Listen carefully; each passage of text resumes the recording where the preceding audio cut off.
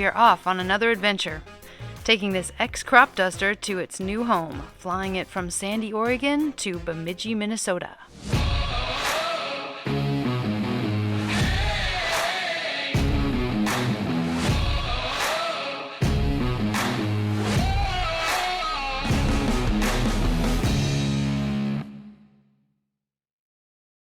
The owner was having trouble finding anyone to deliver the plane.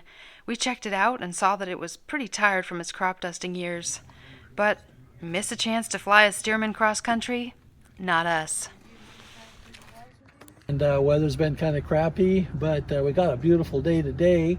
And we're headed east up the Columbia River Gorge to Hood River or the Dalles to fuel up, and then we'll continue to Pullman, Washington.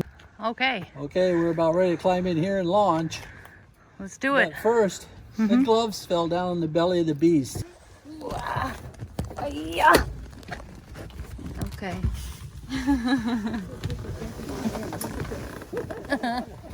Oh, there's one.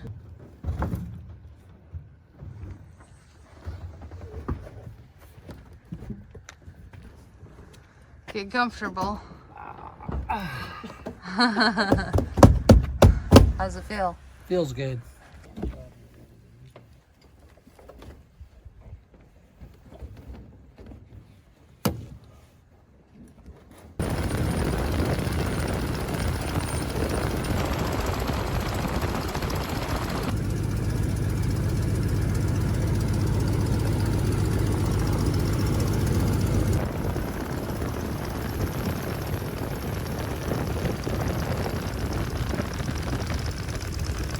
Bye, Mom. Hey, looking good in your shop goggles, Dad. Yeah, I still can't find my flying goggles. These will have to do. They work. Yeah, keep the wind out of the eyes. Well, this run-up engine's running strong. I think we're good to go. Okay, center runway, keep the tail wheel straight. Stick back. Full throttle.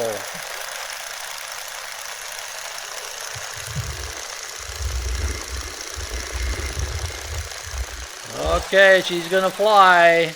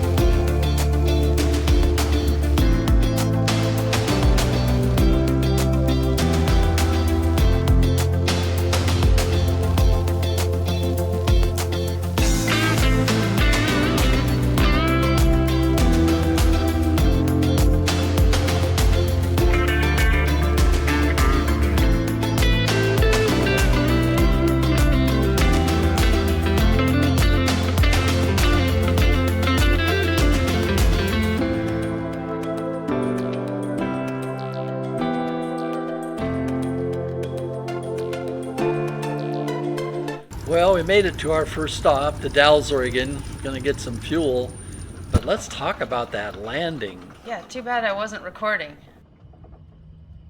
Well, a little excitement. Tail wheel started shimmying pretty bad and kind of lost steering, so we provided some entertainment for the onlookers that graded our landing a pretty poor landing. I'm not too familiar with this airplane. We've been test flying it off of grass, but on pavement, this thing is really squirrely.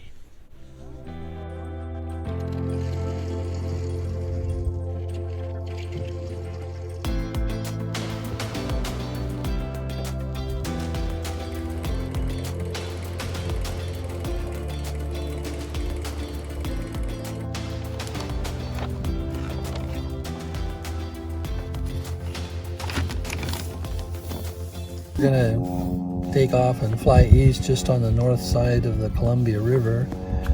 We're gonna go past some restricted airspace at Boardman bombing range.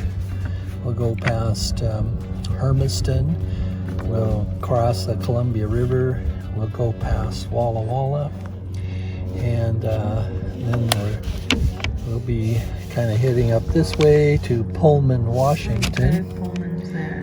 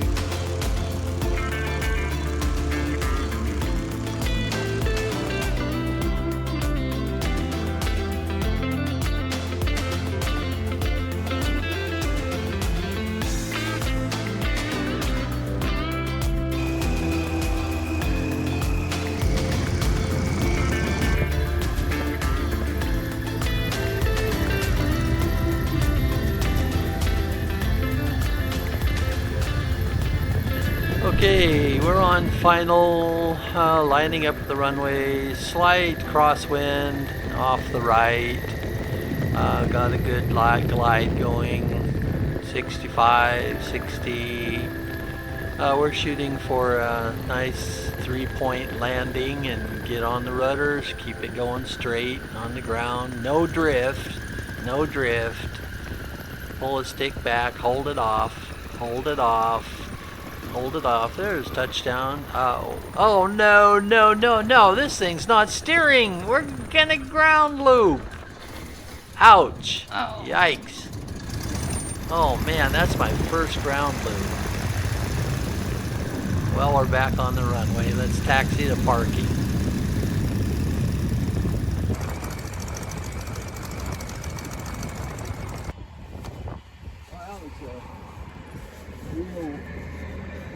Real ground loop. That was a real ground loop.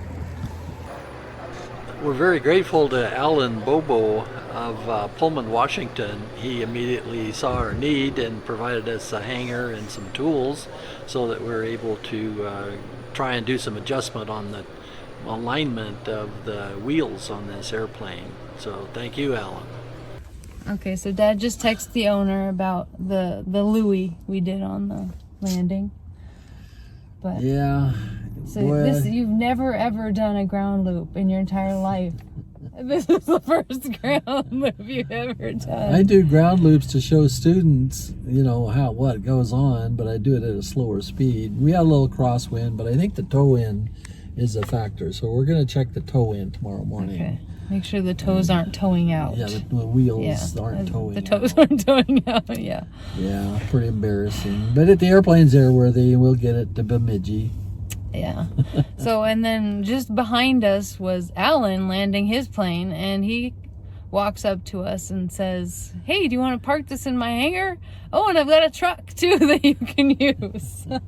Yes, that's one thing about thanks, flying Alan. old, interesting vintage airplanes. People like to rush over and help you do what you need done. Okay, so Sunday morning we're checking the weather. The 6-hour prognosis charts for precipitation show heavy precipitation just south of us, but the problem is it kind of moves north and continues to move north into the area we want to go, which would require some low ceilings and scud running in rain. So that's for today. And that's for Sunday, the whole day. So I don't like to be scud running in the Rocky Mountains or Bitterroot Mountains. So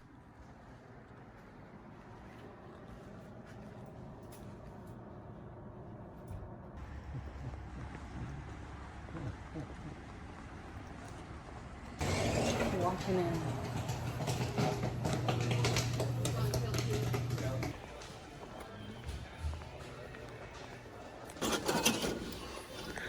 Okay, so just some broom handles. Alan will have lots of broom handles. And then it's straight. Is it straight? Oh, it's not straight. Well, that's not gonna work.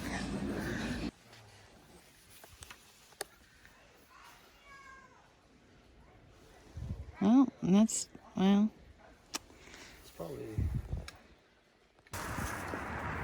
Okay, so we found some plastic broom handles. Or are they plastic? They're metal. Or what are they? Metal. Metal, aluminum. So. Okay. Well, so to the tire. This would be good enough, approximately. So it's 28 inches. 28 inches. 28 inches out. Over 2 feet out in front. It's that far off. Hey, we're here at the Pullman Moscow Airport in Idaho. Made it yesterday, 3 hours from Country Squire Airport in Sandy, Oregon. We've had 2 interesting landings. Ground looped it both times. And boy, I tell you, my ego is down in the toilet. But, but anyway, we decided to do a tow out, tow in inspection on the airplane.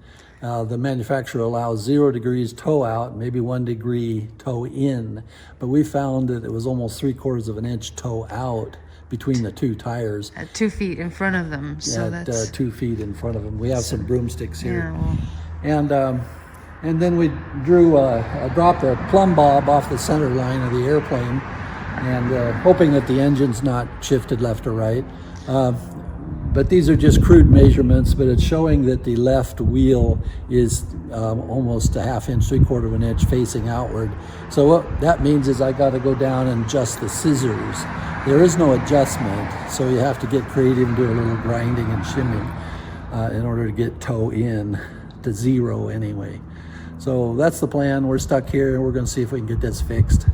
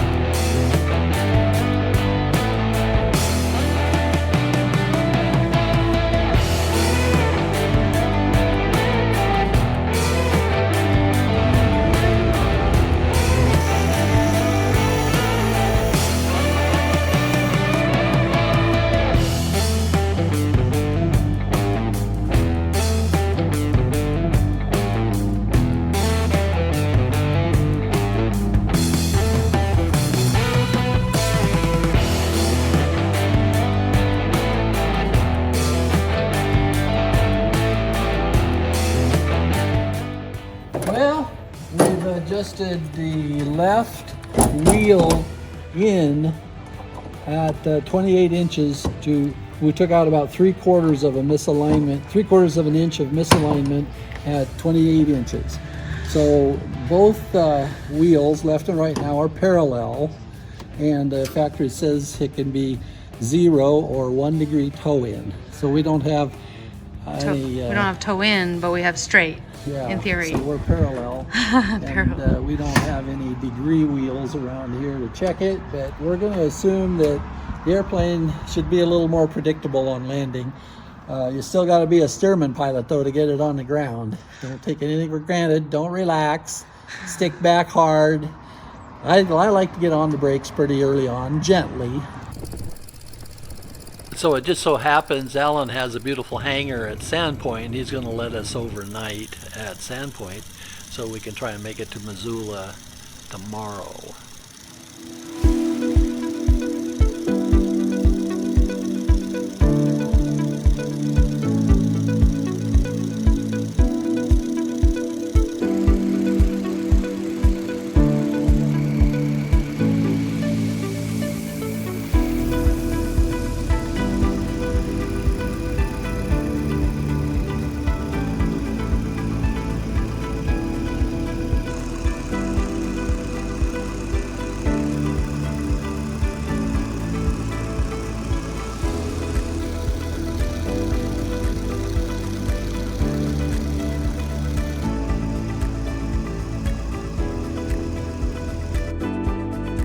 We're here at Sandpoint. Looks like a good headwind. That'll help.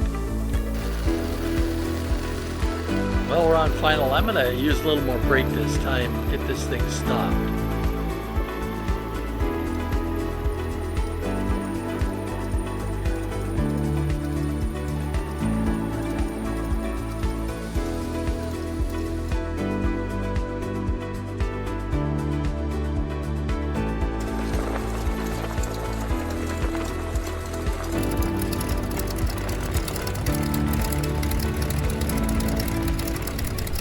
Well, it turns out Alan's quite an airplane nut. He owns a home construction company in Pullman, but he has this beautiful experimental Piper modification here on amphib floats. So it's a wonderful seaplane, bush plane. So you got Oh, six, wow. 6 feet from the back of the seat to the bulkhead. Yeah, so I didn't Oh, have man, that door. that's The old nice. fuselage, I just had the seaplane doors, and that was it. They had taken the pacer door out of the back seat. Okay. You're the hero of this, the first quarter of our flight. Alan's the hero. Lots of people have helped me over the time and over the years. So Okay, thank yeah. you. So if Sure anybody needs a appreciate house built up Yeah. here in North Idaho. North Idaho, Washington, he builds homes. Okay. Now we Yeah. made a good landing here at Sandpoint, and Absolutely. airplanes seem to be controllable. So I think we fixed our problem thanks to Alan. Yeah. So we're going to try and get to Missoula tomorrow. We'll see. We'll see. But yeah, so we'll show you Alan's awesome hangar here. That it's got living quarters in it, so we won't even need to get a hotel. Yeah. So the Stearman is tucked away for the night. They got this cool apartment up here with a bed and a hide-a-bed. And the bathroom's downstairs. Okay, we had a good night's sleep at Alan's hangar. And the clouds are clearing. So we're gonna actually try to get to Missoula.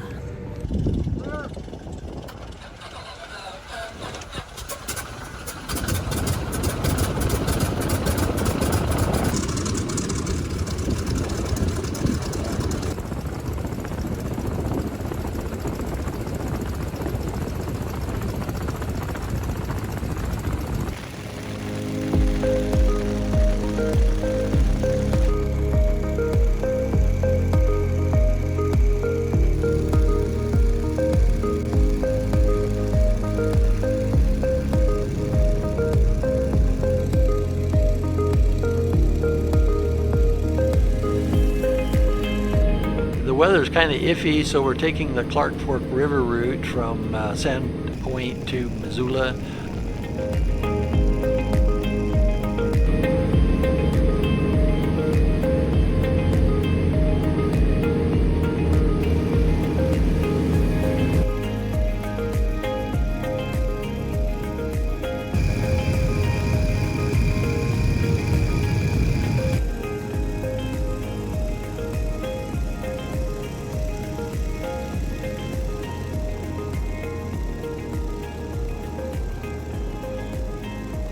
This is Thompson Falls in the Clark Fork River route.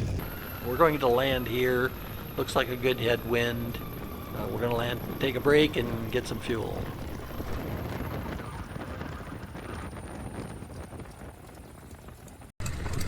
Well, that was a good landing.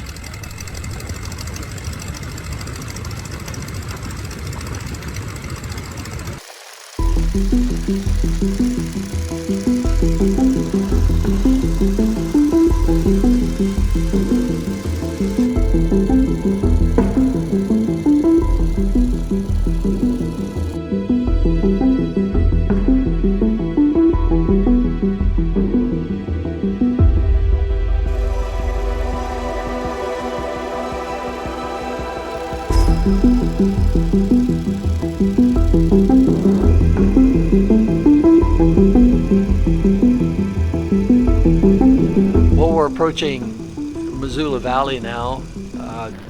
Tower has put us on the main runway, but a little concerned about a slight quartering tailwind. Now we're on short final now. There's the windsock, quartering tailwind off the right. Looks minimal. We'll go ahead and land. Still uncomfortable with the controllability of this airplane. So we're on center line.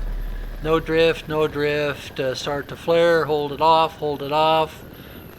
Get down, stay on the rudders, stay on the rudders, stick back, stay on the rudder. There's touchdown. Whoa, this thing's got a mind of its own. It's taken off to the left.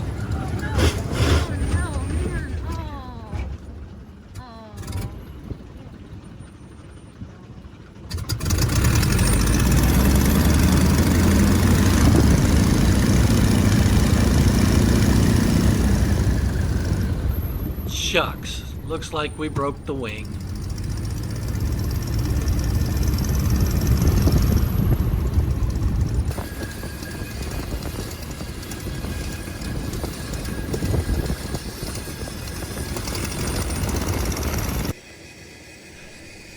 So sure enough, we broke the right rear spar and bent the aileron spar. Typical ground loop accident results.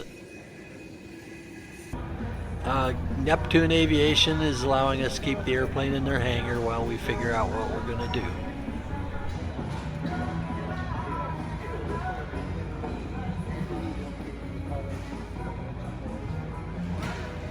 Yeah. I'm sure. Like I said, they're just getting going on the starter check, but we just started running. Well, here we are at Missoula. Yeah, going home with our tail between our legs.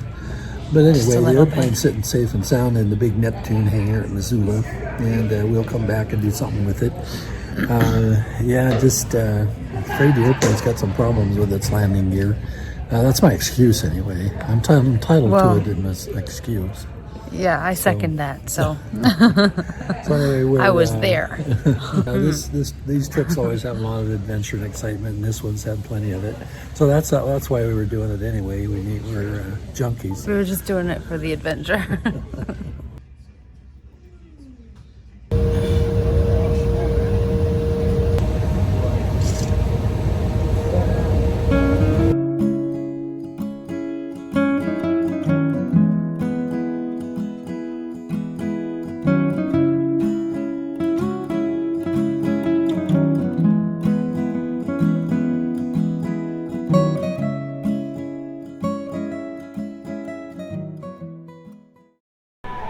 It's a month later and we've returned to Missoula, to the Neptune hangar, and we've got a bunch of guys here to help us take the plane apart, put it in a Penske truck, and then the owner will drive it to Bemidji, Minnesota.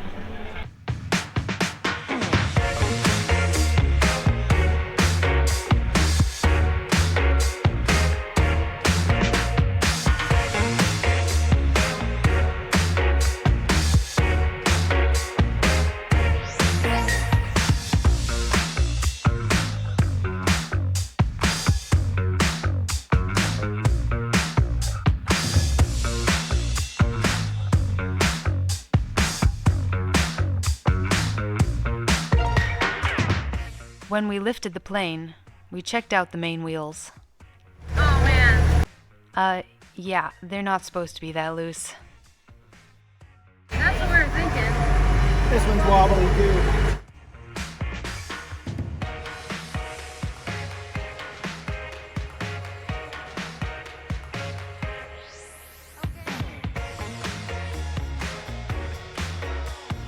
It's actually going all the way in.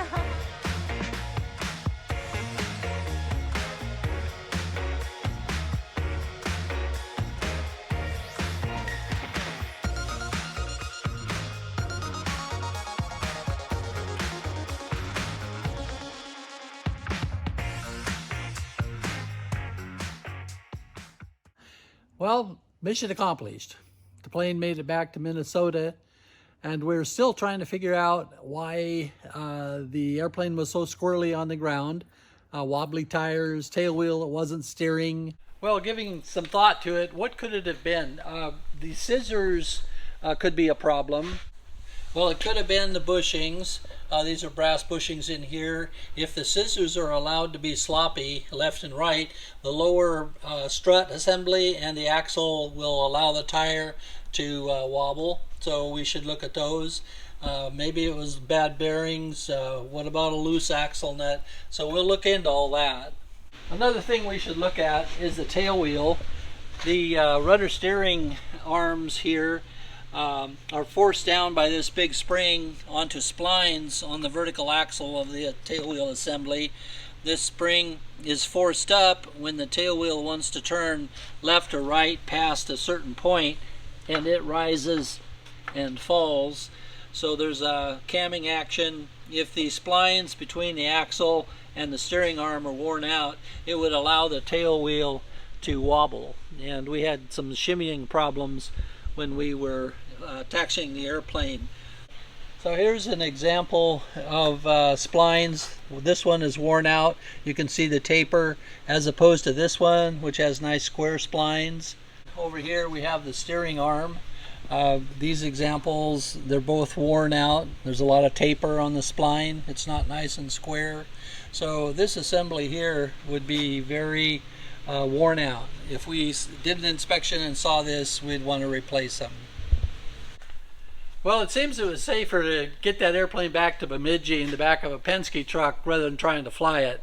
That concludes our adventure. Thanks for watching the Big Sky Stearman Show.